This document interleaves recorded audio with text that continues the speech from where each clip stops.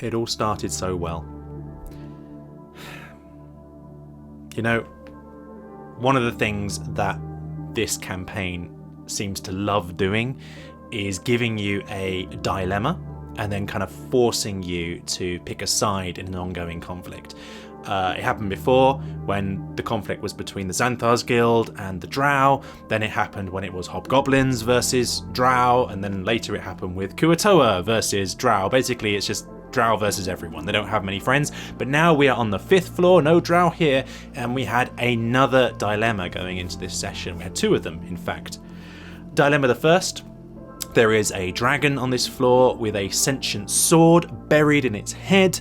We know that the dragon is being kept under the control of the sword. The sword is in control. We want the sword, but if we remove it from the dragon's head, then of course the dragon will revert to its old self. Do we take it? Do we leave it? Do we kill the dragon? Do we befriend the dragon? That's a dilemma. The other dilemma was Willow herself. That's the owner of the woods that we were traveling through. The spirit of her former lover, Chris Ann. She's asked us to kill her. We don't want to kill her, but then if we don't kill her, well then presumably this spirit will kill us instead, vengefully. So what do we do there? So yeah, a couple of dilemmas that we came into the session with, and I have to say we navigated those dilemmas with aplomb. Yes, aplomb. I swear, we were like Neo in the Matrix past these issues. It was just we were fine. We were skirting past them. First of all, the dragon. Nice and simple. Gorn had the great idea. Why don't we, because it's actually the sword that we're talking to, this sentient sword. So appeal to that. We say to her, hey, right now you're a dragon. Do you actually like being a dragon? You're a sword. You were made to be a sword. Surely you would prefer to be actually used as a sword. That's what you are. You're a dragon at the moment. You don't want to be a dragon, do you? And, you know, if it wants to be a sword again, well, there are ways that we can painlessly kill the dragon. For example, in the bag of holding, we have a blue crystal that if you attune to it, it will remove your heart. That would be a painless, instant death.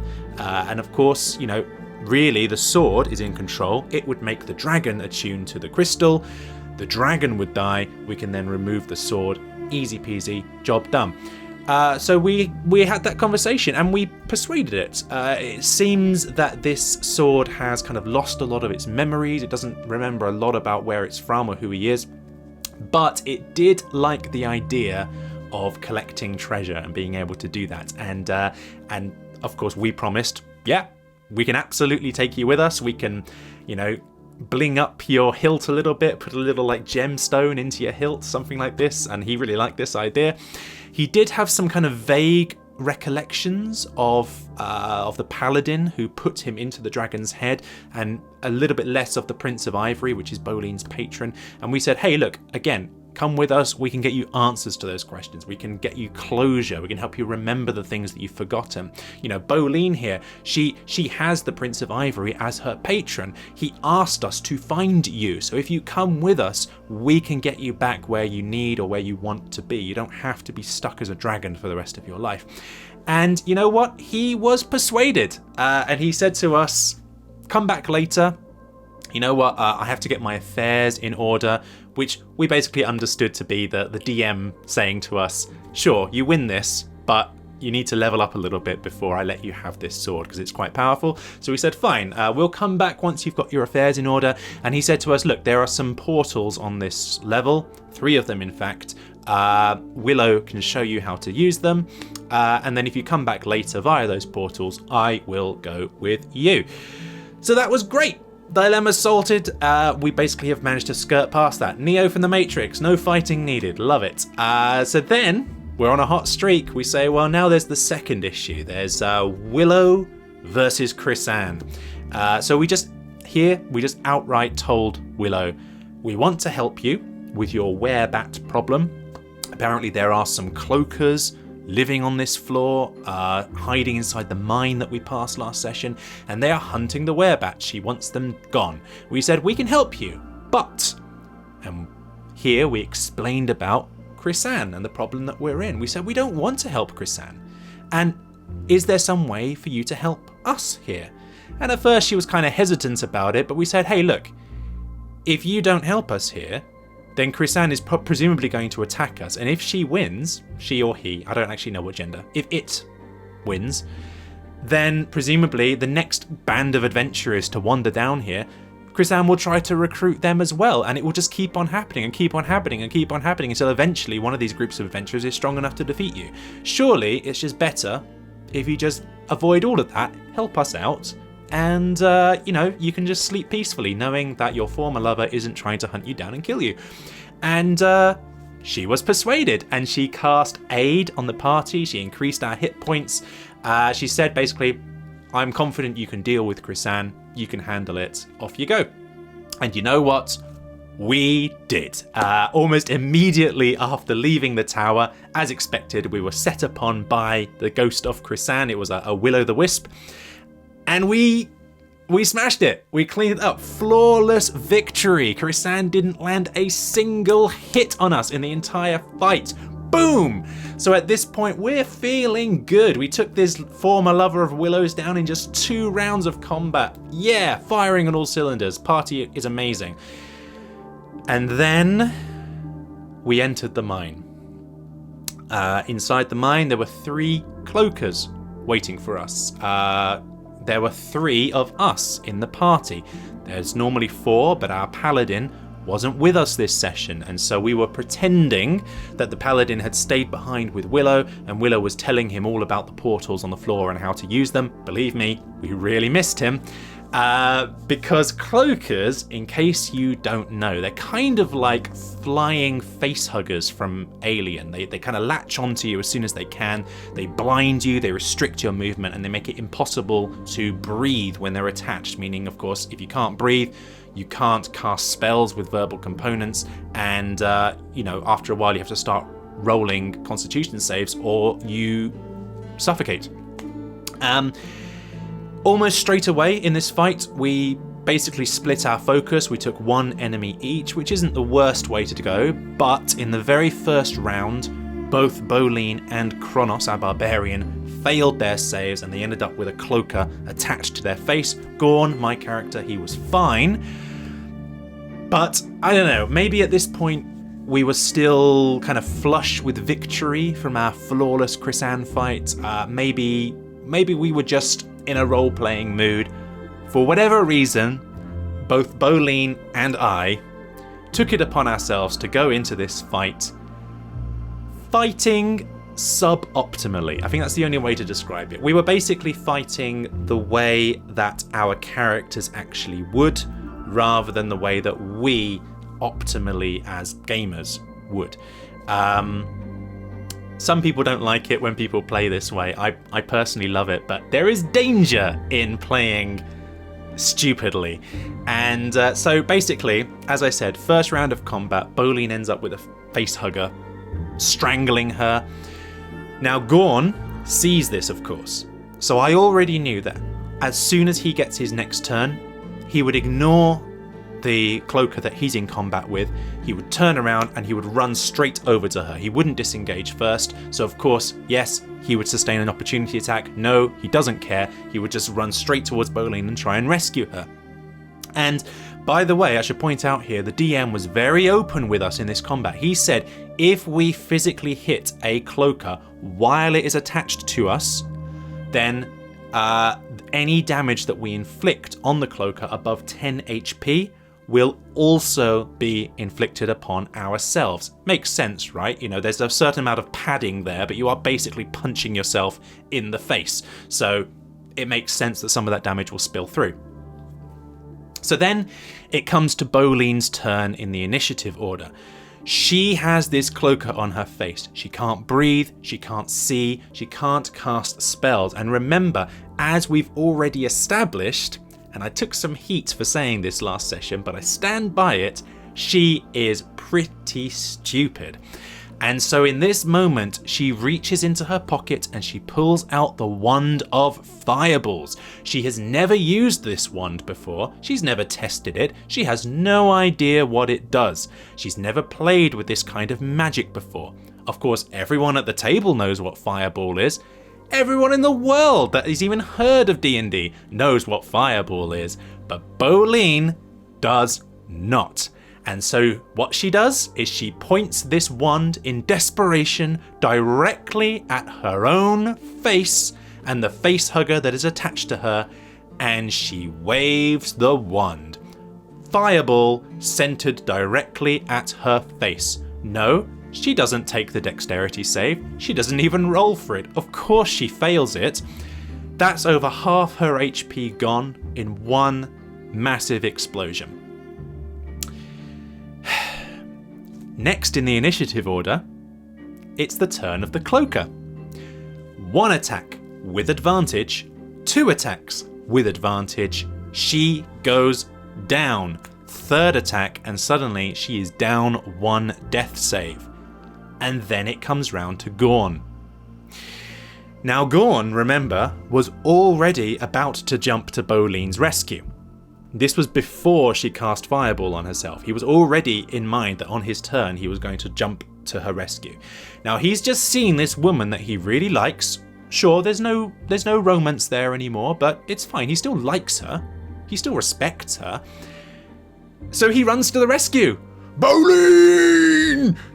The cloaker that he was fighting gets an opportunity attack against him, and it hits him. And Gorn fails his save. And so now, running to the rescue, Gorn suddenly finds himself with his own cloaker attached to his face, and he can't see anymore. Wonderful. But still, he is determined, and so he wants to attack. But remember, Gorn is not stupid. He knows that if he just attacks, at this point he is blind, so he's going to be attacking with disadvantage. So instead, he needs a way to get the face hugger off himself and get the face hugger off Bolene. He needs to get it off her. He can't see Bolene at the moment. He is blind. He needs to get the cloaker off her. Why? Because as long as the face hugger is attached to her, she cannot be healed. That's very important. It is clearly stated in the rules that if you are being strangled, if you cannot breathe, then you cannot regain hit points through magical means. So healing word would do nothing. That would obviously be the easy thing to do here. Be like, bonus action healing word, attack action, I hit the cloaker, but I can't see her to get the cloaker off, and I can't healing word her either. And so the only option left is either blindly attack the cloaker, but then I know that if I hit her, I will damage her. And so the alternative option is, and in retrospect, I'm not sure this was the best thing to do, but it was an idea and I rolled with it. Cast Thunderwave centered on myself. My idea being here, Thunderwave, if you fail the save, it forces 10 feet of involuntary movement. So the idea would be, hey look, there's 2 face huggers here, one on my own face, one on Bolene's face. If they both save, or if either of them fails this save, they will be ripped off the face and forced away 10 feet, and that will enable us to then do something. Either Bolene will be safe and not face hugged anymore, or Gorn will be can see again and he'll be able to help her. You understand. So I cast Thunderwave centered on myself, and of course the face huggers succeed in their saving throws, and of course the only ones to fail the save is myself and Bolene, because she's unconscious. Wonderful. What a wasted turn that was. So that's another failed death save for Bolene. Not that Gorn realizes this, he can't see. Now it comes round to Bolene's turn, and at this point, if you're keeping track, she is down 2 death saves. She still has a cloaker attached to her face, and so we know that the very next turn after her round, the next turn, regardless of what she does, that cloaker will attack her, it will automatically hit, it will automatically crit, and she will die. The only thing that can save her here basically is if she rolls a natural 20 on her death save, because then she will come back to life with 1 HP. Anything else and it's bye bye Bolene. So she rolls her death save. And she doesn't roll a natural 20. She rolls a natural 1. Sometimes the dice tell their own story. And Bolin dies. Bolin dies. Of course, Gorn and Kronos don't see this. We're both blinded by the cloakers at the time. And so, seen by nobody, Bolin dies. Well, thank God there's another person in our party. Kronos the Barbarian basically single-handedly deals with this entire fight by himself. While Bolin and I are just piddling about role-playing in combat, he takes off the cloaker attached to his own face, uses a full attack action 1 turn to pull the cloaker off Gorn and Bolin, kills them both. He basically one-shots that entire encounter himself. And then after that, the rest is dealt with very quickly, but it's too late. Bolin is dead and we have no way of bringing her back to life. And so as you can imagine after this,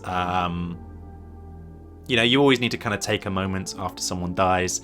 In this case, quite a long moment because we all liked Bolin and she'd been with us for a while. So there was quite a lot of roleplay kind of after this, kind of just dealing with the fallout of this death. First, Gorn is a gravekeeper. He needs to bury her. And as it happens, it's quite appropriate that this death happened on this floor, because in this entire dungeon, in the whole of the Dungeon of the Mad Mage, there is only one floor which actually has dirt on it, in which someone could be buried. And it's this floor that we are currently on. And also, as it happens, on this very floor, there is already a burial ground which has been prepared, complete with a gravestone. And we know that that grave is currently empty because we looted it last session. And we also know that the spirit of the person who once resided here is completely destroyed because we literally just finished killing it. So that's free real estate.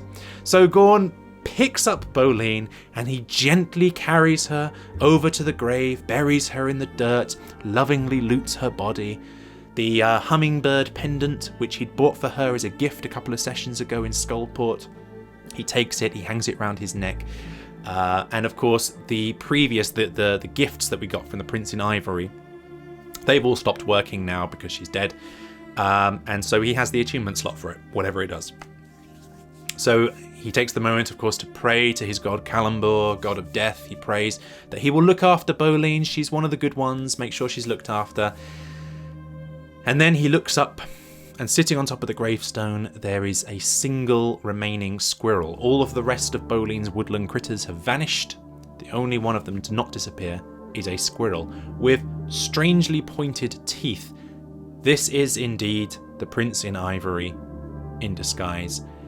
And at this point, the DM had already made it clear to us that we were going to level up soon. We'd basically completed this floor. And in this moment, I was like, oh no, Gorn, please don't do this. Because I was really worried for a moment that he was going to take the Prince in Ivory as his own Warlock patron. And I was like, no, I do not want to multi-class into Warlock. That is a disastrous thing for a Ranger Druid to do. But luckily, I don't have the charisma prerequisite anyway, so instead, we kind of roleplay it this way. He says, look, I'm not going to take you as my patron, but Bolin would have wanted me to complete this mission, so I will continue to follow this trail of breadcrumbs. I will continue to try and find this paladin, return this sword to you. That's what she would have wanted, but I make it clear, after that, we are done. And I kind of roleplayed it a little bit that Gorn was kind of annoyed with the Prince in Ivory because he'd done nothing to help Bolin during the combat. And apparently he'd been there the whole time as a squirrel. So after this, we long rest. Our paladin returns to us and he comes to us with knowledge of the portals on this floor and how to use them. There are 3 portals in total. One goes to level 2, one goes to level 3, one goes to level 6. Lovely, and we learned how to use all 3. Wonderful. Then during this long rest, I actually drank a potion of watchful rest, and I just basically roleplayed that I was doing a midnight vigil over Bolin's grave. And during this time, we were joined, of course, by a new character. In this case, this character came to us from the Underdark itself. If you remember, there's a river on this floor, and that river actually goes into the Underdark. And she somehow had climbed her way out of the Underdark. She has no idea where she is. As far as she's concerned, she's made it back to the surface because this is a forest, there's blue sky. And it takes some convincing to tell her, no, you are still underground. You're in the under mountain. She's very confused by this. This new character is called Mamaliota. She is a drow. She's very stout, fat, and old. Speaks with a Louisiana accent, or as close to one as an English guy can get, I guess. It works for us, it's fine. And personality-wise, she's very much kind of like Mama Odie from Princess and the Frog, just not blind, basically. She's kind of this spiritual medium. She communicates with the afterlife, and she legitimately can, speak with the dead and speak with spirits. But she's also a little bit of a sham, that she uses a lot of cold reading techniques, the sorts where they're like, I'm picking up a John, or maybe it's a Ben. He says something about money, the money. Does that mean anything to you? Those kinds of techniques, And of course, Gorn is very vulnerable to these types of techniques right now because he's just lost someone that he cares for. And so she swoops in on that like a hawk, and that's how she kind of joins the party. And, she tells him everything he wants to hear. Yes, she's in a better place right now. Yes, she's smiling down upon you, and she's very thankful for all you did to help her. And she doesn't hold it against you that you let her die. Yes, it's all wonderful. Can I have some gems now, please, as payment? So there we go, and with this we then proceeded to the next floor, and of course the session did continue for a little while. The next floor is basically dwarven ruins again, only this time some large creature seems to have burrowed through the walls quite a lot. There's lots of Zorn down here too, and we also found a historical fresco that seems to show dwarves tossing gems into the mouths of Zorn, worshipping them maybe, or using them as slaves to help them find precious minerals. It's kind of unclear. It's a fresco. But you know what? I'm not going to continue too long on that description. I think we can just wrap things up there, and I'll cover all of that next time.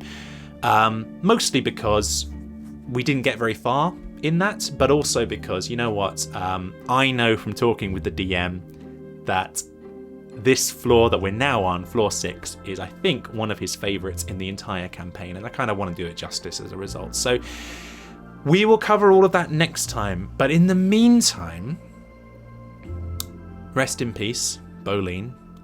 You were very fun to play with. I hope that you at home had fun hearing about her. She was a lot of fun. Until next time, take care. Bye.